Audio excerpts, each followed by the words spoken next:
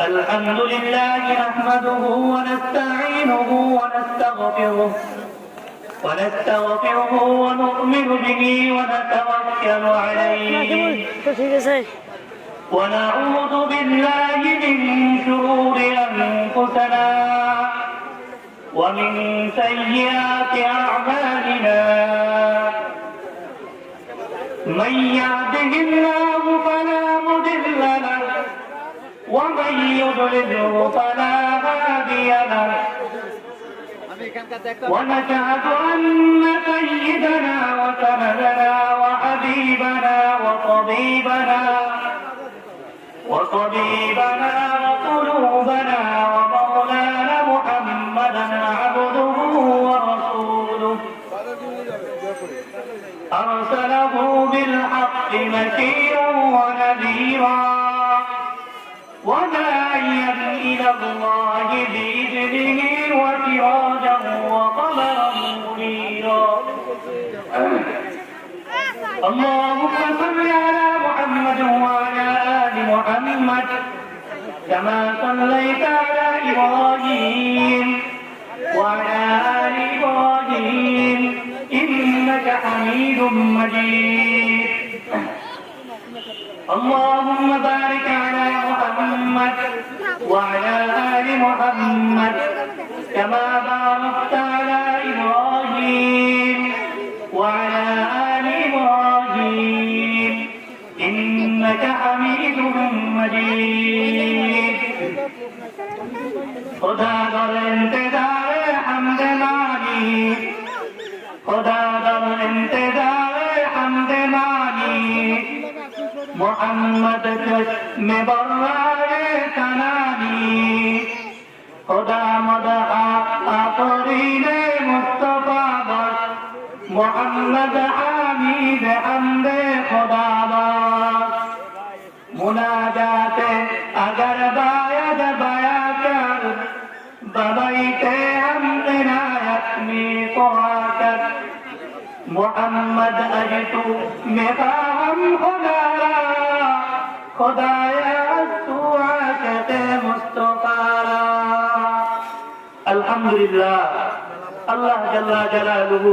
وعما نوالہ দরবারে লাখ কোটি শুকরিয়া জ্ঞাপন করি যে আল্লাহ পাক রব্বুল আলামিন আমাদেরকে সুস্থ রেখে সুস্থ শরীরে এক দ্বীনি মাহফিলে আসার বসার কিছু কথা বলার কিছু কথা শোনার শ্রবণের তৌফিক দান করেছেন এই জন্য সকলেই দিল থেকে বলি আলহামদুলিল্লাহ আল্লাহ তাআলা আমাদেরকে অসংখ্য নিয়ামত দিয়েছেন তার মধ্যে সবচেয়ে বড় নিয়ামত আল্লাহ তাআলা দিয়েছেন যে ঈমান দান করেছেন কি দান করেছেন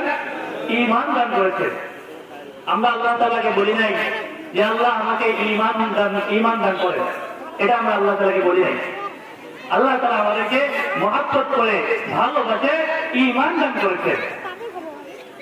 তো আল্লাহ তাআলা আমাদেরকে এত নিয়ামত দিলেন এখন যদি আমরা আল্লাহ তাআলার নিয়ামত পায়া শুকর না আদায় করি বসে থাকি তাহলে কি হবে আল্লাহ তাআলা বলেন লাইন শাকারতুম লাযিদান্নাকুম ওয়া লাইন কাফারতুম ইন্না আযাবি লাশাদীদ কোন বান্দা বান্দী যদি আমরা নিয়ামতের শুকর আদায় করে আমার নিয়ামতের কৃতজ্ঞতা করে আমি আল্লাহ তাআলা তার নিয়ামতকে এমন ভাবে বাড়াই দিব যে কল্পনাও করে পারবে না আর যদি অকৃতজ্ঞতা করে আল্লাহ তাআলা বলতেছেন যে আমার আযাব অনেক কঠিন আমার আযাব অনেক কঠিন আল্লাহ তাআলা আমাদেরকে নিয়ামত দিলেন এই নিয়ামত গুলো প্রয়োজন আমরা বসে থাকি আল্লাহ তাআলা নাশুকর আদায় করি আল্লাহ তাআলার সাথে অকৃতজ্ঞতা করি তাহলে আল্লাহ তাআলা আমাদের কি মহব্বত করবেন করবেন এটা আল্লাহ তাআলার সাথে কি হয়ে গেল দুশ্মনী হয়ে গেল আর আল্লাহ তাআলার সাথে দুশ্মনী করে আমরা শান্তি রেখা করতেছি আমরা শান্তি খুঁজতেছি এক লোকের টাকা হারিয়ে গেছে টার্মিনালের মতো কোথায় টার্মিনালে এই লোক সুলতানগঞ্জ মাদ্রাসার মধ্যে যে আছে খুঁজতে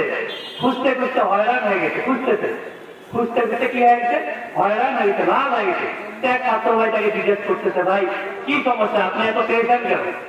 এত পেরেছেন হয়ে গেছেন কি কারণ কি আপনার ওই লোক বলতেছে ভাই আমার টাকা হারিয়ে গেছে তো আপনার তো বলতেছে টাকা কোথায় হারিয়ে গেছে আপনার তো বলতেছে যে আমার টাকাটা টার্মিনালের মধ্যে হারিয়ে গেছে। তো ভাই আপনার টাকা টার্মিনাল হারিয়ে গেছে, আপনি সুলতান মাদ্রাসায় খুঁজে পাবেন কখনো? আপনি তো পাবেন না, আপনি তো একদম পাগল হয়ে গেছেন, আপনার তো মাথার সমস্যা মনে হচ্ছে আমার। তো ওই লোক যেরকম এক ধরনের পাগল, তার জীবন মাথার সমস্যা, তো আল্লাহ আমরা এক ধরনের পাগল হয়ে গেছি। আল্লাহ তারা শান্তি রাখছে এক জায়গায়, আর আমরা শান্তি খুঁজ করতেছি আরেক জায়গায়। আল্লাহ তারা শান্তি রাখছেন আল্লাহর হুকুম মানার মধ্যে, আল্লাহ তারা শান্তি রাখছেন আল্লাহ তারা শান্তি রাখছেন নামাজের মধ্যে, আল্লাহ তারা শান্তি রাখছেন হালাল রুজির মধ্যে, আল্লাহ তারা শান্তি রাখছেন দিনের উপর চলার মধ্যে, আল্লাহ তারা শান্তি রাখছেন, আল্লাহ তারা শান্তি রাখছেন বড়দেরকে স্নেহ ছোটদেরকে স্নেহ করার মধ্যে, আল্লাহ তারা শান্তি রাখছেন বড়দেরকে সম্মান করার মধ্যে, আল্লাহ তারা শান্তি রাখছেন আলমদেরকে মহব্বত করার মধ্যে, আল্লাহ তারা শান্তি রাখছেন দিনের উপর চলার মধ্যে। আর আমরা শান্তি বোধ করতেছি সুন্দর নারীর মধ্যে, আমরা শান্তি বোধ করতেছি টাকা পয়সার মধ্যে, আমরা শান্তি বোধ করতেছি ক্ষমতার মধ্যে, আমরা শান্তি বোধ করতেছি নেতার পেছনে, আমরা শান্তি বোধ করতেছি নেতা নেত্রীর পেছনে, আমরা শান্তি বোধ করতেছি ক্ষমতার মধ্যে। কারণ আমরা তারা পাগল কিনা? আল্লাহ তারা শান্তি রাখছে এক জায়গায়, আমরা খোঁজ করতেছি আরেক জায়গায়, এটা আমরা পাগল কিনা? আমরা এখন দেখতেছি যে দেশের মধ্যে অনেক জিনিসের অনেক পণ্যের দাম বেড়ে গেছে। এই জন্য আমরা প্রধানমন্ত্রীকে অনেক সময় গালি দিই যে প্রধানমন্ত্রীর কারণে এই দেশের দাম হচ্ছে। আমার যেটা জানা মতো আমার মনে হয় এটা আমাদের কর্মের কারণে দেশের জিনিসের সমস্ত কিছুর দাম বেড়ে গেছে। কারণ আমরা আল্লাহ তাআলা শুকর আদায় করি না, আল্লাহ তাআলা অকৃতজ্ঞতা করার কারণে আল্লাহ তাআলা এগুলো কি করে দিতে, যে নিয়ামতের যে বরকত আল্লাহ তাআলা উঠাই দিতে, এই জন্য দেশের মধ্যে জিনিসের অভাব হয়ে গেছে। এই জন্য সমস্ত জিনিসে কি হয়ে গেছে, দাম বেড়ে গেছে। এই জন্যই দাম বেড়ে গেছে। আসলে সরকারের কোনো দোষ নাই, দোষ হলো